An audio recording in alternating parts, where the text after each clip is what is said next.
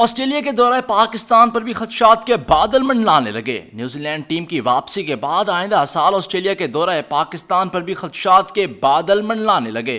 Cricket Australia کے ترجمان کا کہنا ہے کہ نیوزی لینڈ کی پاکستان میں سیریز ختم ہونے کے بعد ہم صورتحال کو بڑی باریک بینی سے جائزہ لے رہے ہیں، معلومات حاصل ہونے پر متعلقہ حکام سے رابطہ کریں گے۔